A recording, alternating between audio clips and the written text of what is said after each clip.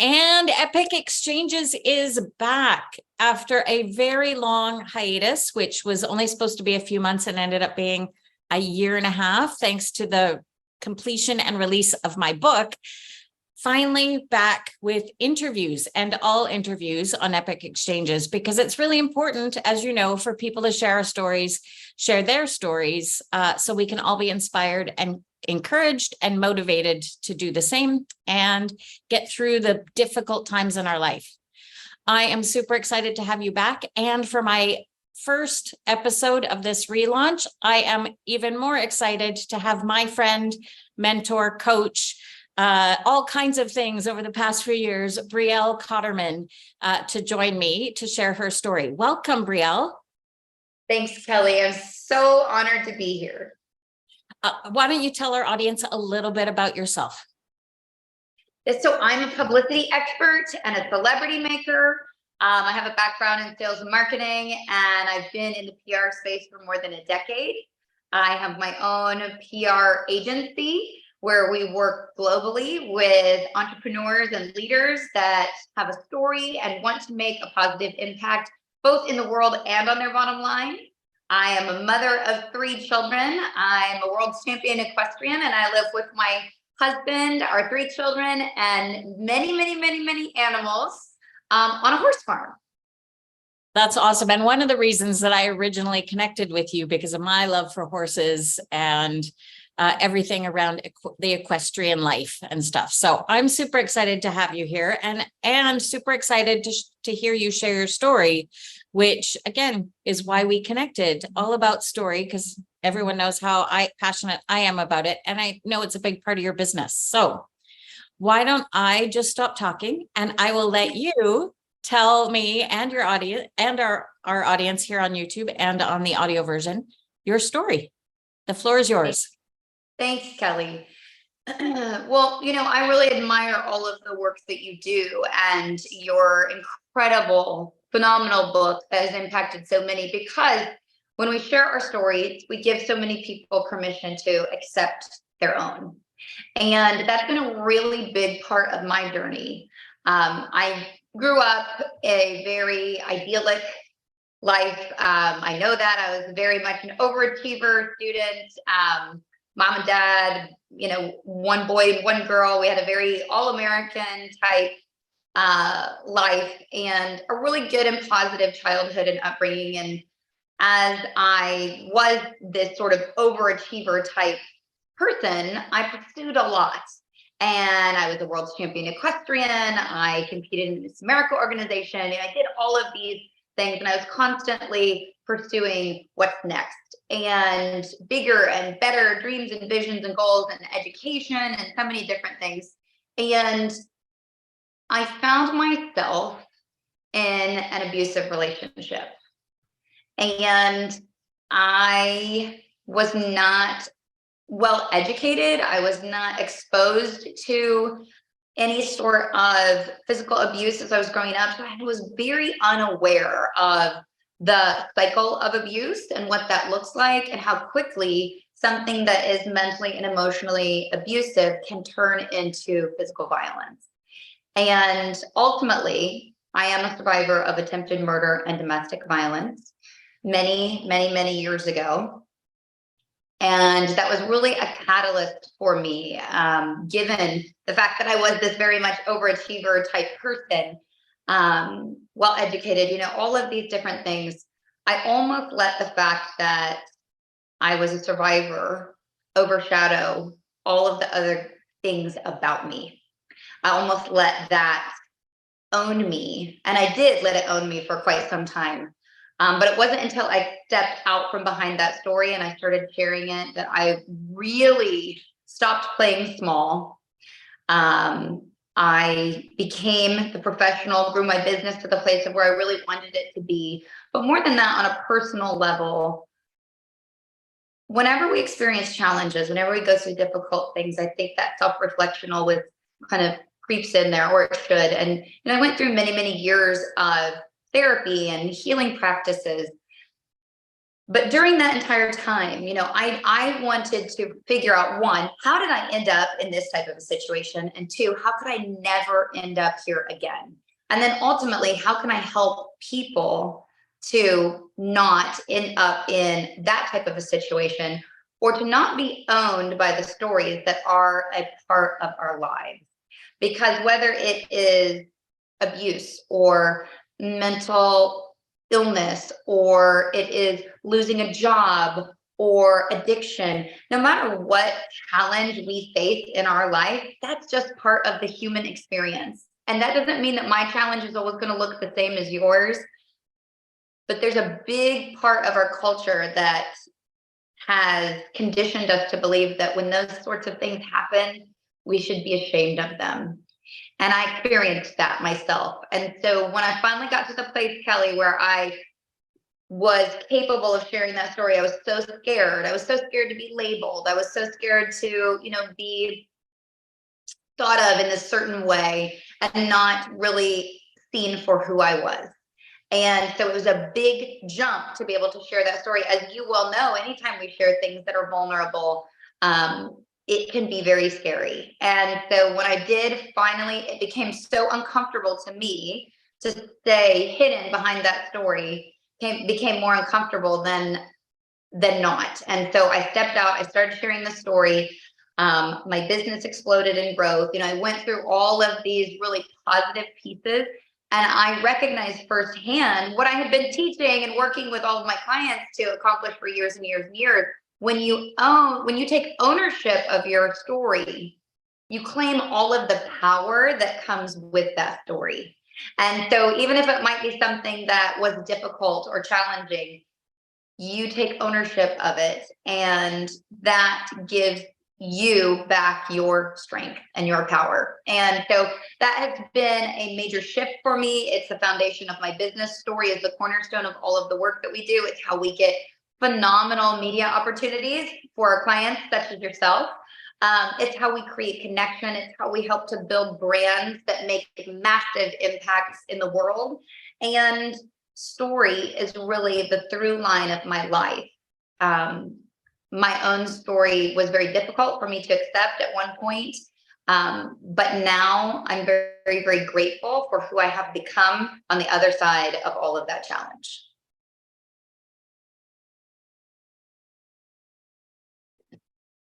Oops, totally messed up there. That's why this is on YouTube with all of the bloopers. Thank you for sharing your story. There are so many things that came up for me as you were sharing. So if it's okay with you, I just want to dive into some of these. Yeah, please. Yeah, absolutely. So you referred to not being owned by our stories. How did you make that shift? So I will tell you, even having gone through therapy and gone through all the healing practices and all of those things, and getting myself to the place where I felt really confident and comfortable of understanding how all of the stuff that had gone on in my life, because when you go through big things like that, it can feel very confusing and chaotic, and we maybe don't even understand. But when I got to that place mentally and emotionally where I made my peace with what had gone on in my life, that still didn't put me in a place where I was ready to share it. And so I still felt like I was, even though I had begun the healing process, because that's something that will be ongoing. It just looks different as we get further and further away. But I let it control me. So from the perspective of my business, with owning a marketing and PR agency, I was consistently telling my clients and teaching them the importance of creating connection, and creating connection through authentic storytelling. And so I was in this place where I'm teaching this to my clients. I'm showing them how, all of these different brands, all of these different people are really creating positive interaction and connection through being real and authentic and sharing their story. And yet at the same time, I was unwilling to share my own story. So it literally owned me. It kept me in a prison, so to speak, because I couldn't grow beyond where I was. I was too afraid to step out and take that ownership. And once I finally did, Kelly, I felt like, like I was breaking free, and no longer would I let that story control what I was doing in my life, because the shame that I associated with it started to dissipate as I started to share it. Right. So that was actually going to be similar to my next question, but now you've already answered it, talking about the shame and the labels and how we rise above. But it really does come from diving into our stories, to speaking about them, to understanding them, because then it starts to let go of us, those labels that we hold on to as identity, because it's not who we are. Who we are is so much more. Absolutely. And that was a really difficult thing for me, because I had been, known, so to speak, for so many other things prior to that, so many nice things, so many things that really meant a lot to me, so many things that I had worked really, really hard for. And then the moment that I became a survivor of domestic violence, it did take over. And so I didn't want that to be my identity. And now I have gotten to the place where I am an advocate against domestic violence. I speak out against intimate partner abuse and domestic violence frequently, and I help to have meaningful conversations and facilitate that conversation that can sometimes be very uncomfortable for a reason. Because I always think, if I would have heard one of these types of conversations, or maybe if someone would have said these words in front of me, maybe it would have jarred me. Maybe there would have been that level of awareness where I could have kind of seen through the haze of what was going on right in front of me and what I was experiencing. And that's really been the driving force for me. At the time when I actually first stepped out to share that story, I had a client. She was an author. She's based in London. She's launching a book. We were doing a press tour. We were doing all of these fun things. And she was sharing her own life experiences in her book. And she said to me, she knew me and my story and so forth. And she said, you've really got to share your story with the world, because there are so many people who have lived life-changing events, and they have so much knowledge and wisdom that they want to share with the world to help to make it a better place. And they don't know where to begin a lot of times. And had I known that about you, I would have just come straight to you to help in that process. And that was really the kind of, push forward that I needed, because I was feeling it inside, that desire. Like, I know I can help more people. I know I can do bigger things. I'm made for something big. And I know that I'm keeping myself really small just because I didn't want to share that story. And the fact of the matter is, Kelly, when I first started sharing that story, I was so scared, but I kept getting these reassurances along the way. And I'm sure you can agree that you've had that type of experience when you do share something that is vulnerable. And then, being a PR person, I sent out like a handful of media pitches around my story, sharing that particular story as a means of creating awareness. And in the media world, sometimes you don't hear back. Sometimes you hear back 6 weeks later. And within 24 hours, I got yeses back on every single one. And so being in that space as a professional, I thought, oh, shoot, now I can't let these people down. I have to do this. And so I started sharing my story in the form of articles and interviews and that sort of thing, to create awareness that domestic violence and intimate partner abuse can look very different than what we think. And it does not discriminate. It does not discriminate based on education or socioeconomic status or a race or gender even. And so those conversations and those articles and those interviews led to emails and people reaching out and asking for help, or people reaching out and sharing that those pieces of information, those stories that I had shared, had really helped them and given them the courage that they needed to know that they could do something different, or help to create awareness for them to see something going on in their issue or their circumstance that maybe was not what they thought it was. And So those reassurances along the way really kept me going, even beyond that first really scary step of starting to share that story in a way that was more visible. Right. So when you share your story, it's like you're shining a light for other people and helping them connect, but also potentially make change and see parallels and see that maybe things aren't right. Right. And I'm a huge believer in our stories don't have to be filled with drama and trauma in order to be impactful. My story is different. Your story is different. But not everybody's story is going to look just like ours. But the fact that we are stepping forward and sharing that story gives people, like you said, one, it shines a light. It shines a light on topics and conversations that need to be had. But it also helps to give people permission to take ownership of their own stories. Good, bad, or indifferent. Yeah. So what do you say when you have a client or a potential client who doesn't think their story matters? I hear that all the time, and it's so interesting, and I'm sure you can relate to this. There are people who are either they're one way or the other. So people are always like, oh my gosh, I have so many stories, I don't even know where to begin. Or the other side is, oh, I don't know if anybody would even be interested in my story. And I always share, that, like I said, your story doesn't have to be filled with trauma in order to make a difference.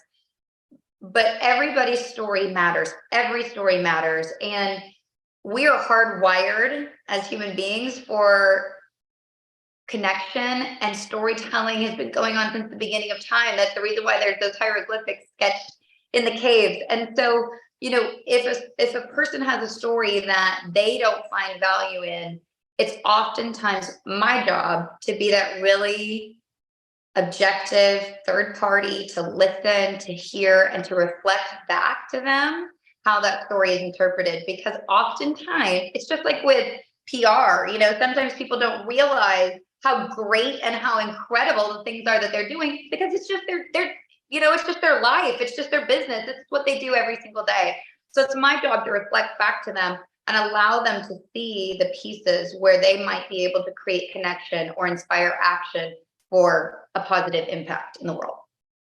Yeah. And that makes so much sense. I often say that we normalize our stories. So even if there is some big drama and trauma, the more we live it, the more it just becomes part of our everyday, and it doesn't seem as impactful to us. But to someone else hearing it for the first time, or even the fifth time, it has impact.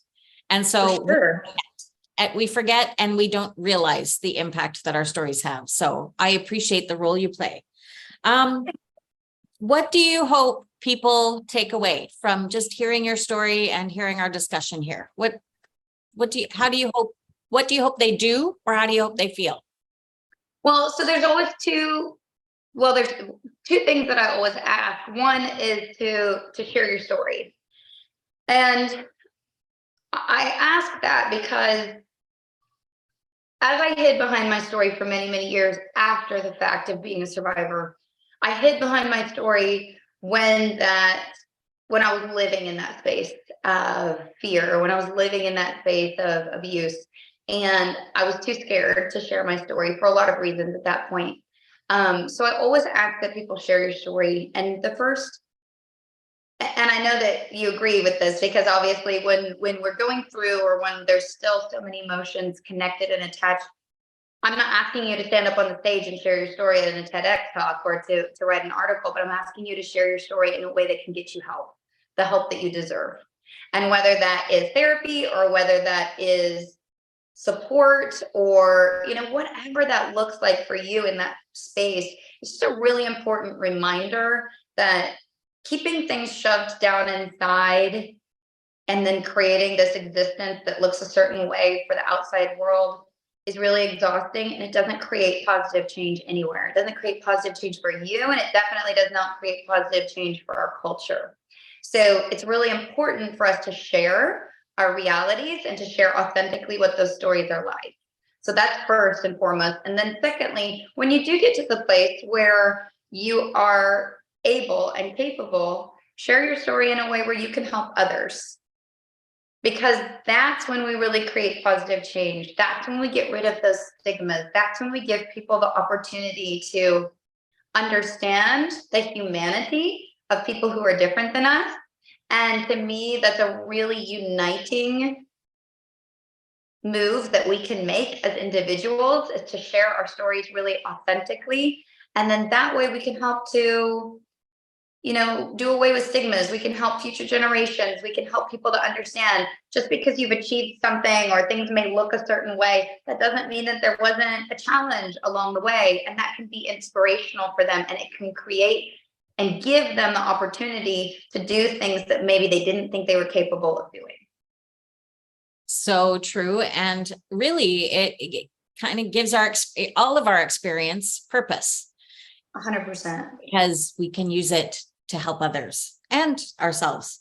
Okay, so tell our audience how people can work with you or find out more about what you're doing and how you help people. Yeah, so on every social platform, it's Brielle Cotterman. And so for those of you who are listening, it's BRIELLE, and it's Cotterman, COTTERMAN. BrielleCotterman.com. On there, we have a program that you've participated in, Kelly, which is our Celebrity Incubator program. It's a really fabulous opportunity for anybody who is forward-facing. So whether you are an entrepreneur or an author, or you're a leader and you are wanting to step onto the world stage, whether you want to speak on stages or be on television, or you just want to make really awesome reels for your social media, it's important that you be able to tell your story in a way that creates connection and inspires action. And it's important for you to feel really confident and comfortable doing so. And that's a big part of what we do in the Celebrity Incubator. It's media training, but it's also messaging and how to show up, where to show up, and then how to leverage that. Great. And we will be sure to include any links to you on our show notes and on all our posts on social media and promo and everything. So it should be easy for everybody to find you. Awesome. Thank you. And also, if anybody ever, if there are any people who are listening or watching or tuning in that, may have a question about intimate partner abuse or any of those sorts of things, I'm not an expert in guiding people out of that type of situation, but we do have a lot of really valuable resources, and we make a lot of referrals and recommendations all the time. Great. And important notes for anybody that might need that. So thank you. One last fun question before we sign off. If there was a movie or a book made or written about your life, what would it be called? That's such a good one.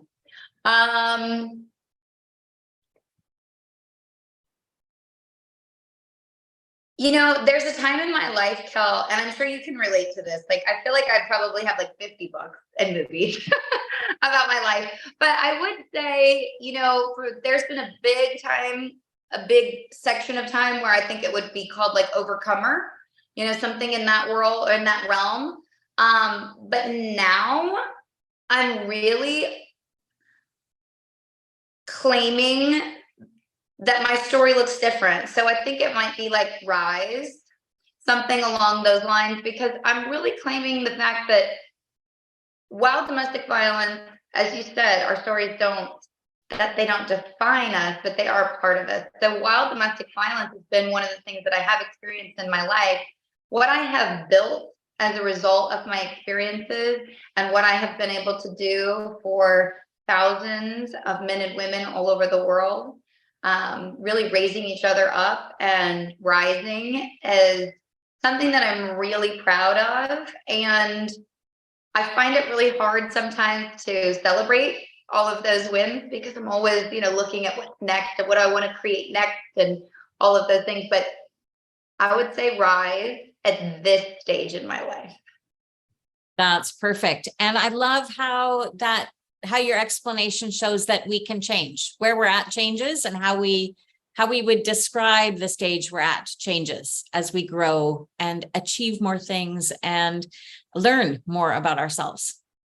Absolutely. Yeah. I mean, I think that evolution is that's a part of the journey. So those challenges are the things that we experience, those different stories. That's just a part of the human experience. And so that doesn't, I think sometimes we can get stuck a little bit, and we can sit in those spaces for a while, but really looking at the big picture and what all we can do and all of the impact that we do have the opportunity to make, that's really where I'm playing right now. Wonderful. And what a great note to end on. Thank you, Brielle, so much for being my relaunch special guest. Super excited to get this out to the world. And really, it's all about encouraging people to find, define, heal, and then share their stories with a bigger audience for impact. So thank you for being here. Thanks, Kelly.